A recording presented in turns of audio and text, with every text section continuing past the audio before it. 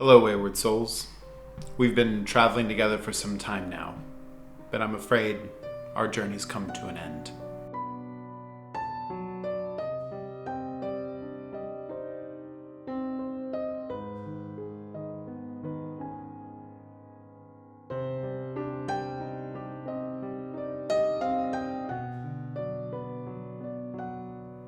Welcome back, my rootlings, and to the uninitiated, welcome to conjuredcraft. My name is Taryn, and this is the finale of my Turnip28 series.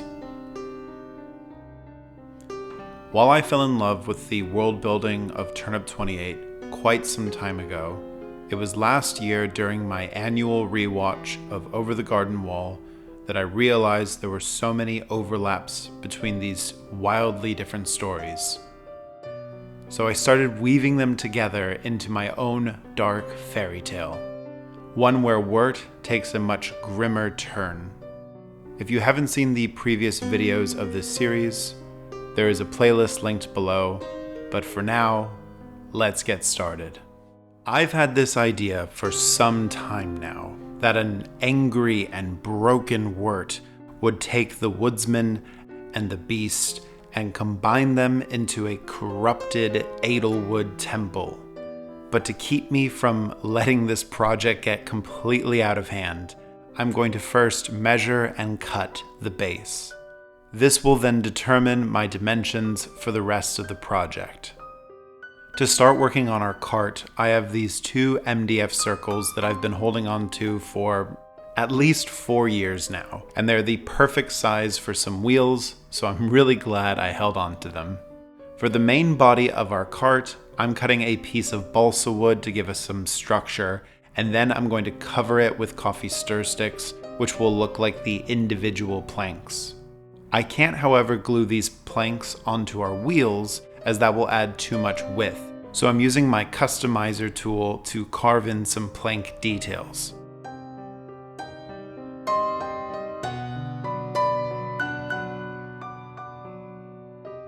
To give our cart an axle for the wheels, I've got a plastic tube which I'm filling with a strip of balsa wood to give it some extra support.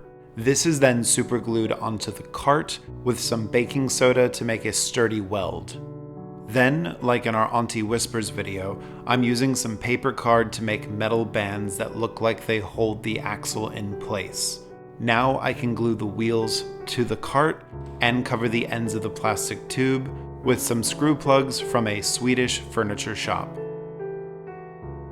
I've used a medley of materials for terrain through this series. This one will include things we've seen before like coffee grounds, baking soda, and pieces of textured epoxy clay. Something new I'm trying out though is using leftover pieces of sandpaper. I think the lower grit sandpapers would add a nice bit of texture to bases, especially after dry brushing. And since this base is going to be very flat and very simple, we need all the help we can get. Sticking with my personal maxim that more is more, I'm going back and gluing some thick roots onto the cart, as well as some baking soda and coffee grounds to get plenty of texture. I'm also adding a straw detail using the same fibers from a dish brush head that I used back when we made the tall man. After all, we wouldn't want our passenger to be too uncomfortable. Back in my turnip terrain video, I used aluminium foil and scraps of cardboard to make some cheap and cheerful potato-shaped terrain. This time around, I'm going to cover the foil with some polymer clay, which will make the root shrine sturdier and more unique than the terrain pieces. You can get a rough texture very quickly by just pushing more foil into the clay and then remove any fingerprints or high surfaces with some paint thinner. Before our clay goes into the oven, I'm using some leftover bits of epoxy clay that I rolled up into little stone and ball shapes. This is a trick that I originally picked up from my friend Bill over at Berserker Works. The epoxy clay can bake in your oven with no issue, and now that it's out of the oven, the lumpiness of the shape and the boil-looking blemishes are really reminding me of my Nurgles.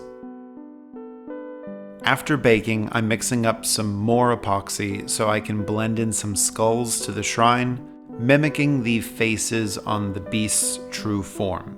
I'll also, of course, add some roots because this is Turnip28. This project, however, isn't just a root shrine. It's also a tomb. So using this oversized skull and some more clay, I'm going to build up one half of the face to resemble the woodsman, and the other more skeletal half will represent the beast. I'll still need to put a little bit of clay on the more skull-looking half of the face just to accentuate the split, which was probably created by Wirt's cleaver. The only tool I'm using for this sculpting is a sewing needle that's been glued onto a paintbrush handle, and then once again cleaning the surface with more paint thinner.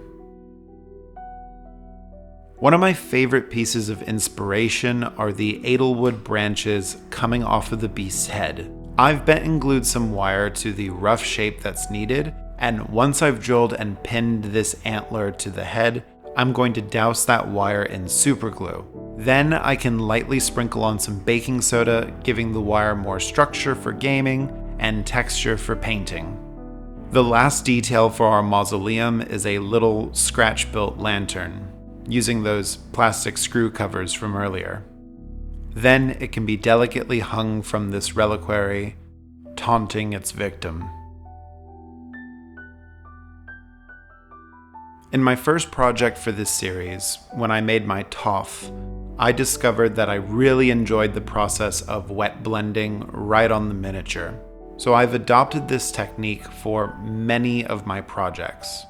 In that time, I'm really proud to say that I've grown as a painter, and I got this model to a point I was happy with in about 8 hours.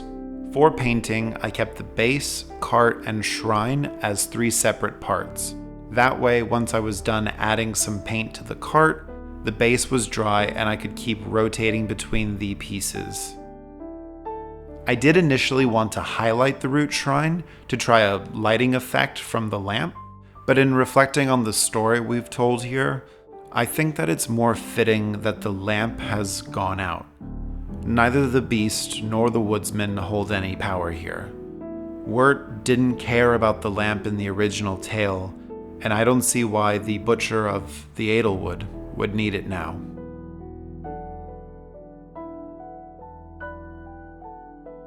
This project is the final chapter of a dark fairy tale. And as such, there's some things that need to be said before we close the book on this series. Very special thank you to Max for the world of Turnip28, to Patrick McHale for Over the Garden Wall, and of course to my coven for genuinely supporting my art. Thank you for watching this video, sharing my series, and following me into the unknown.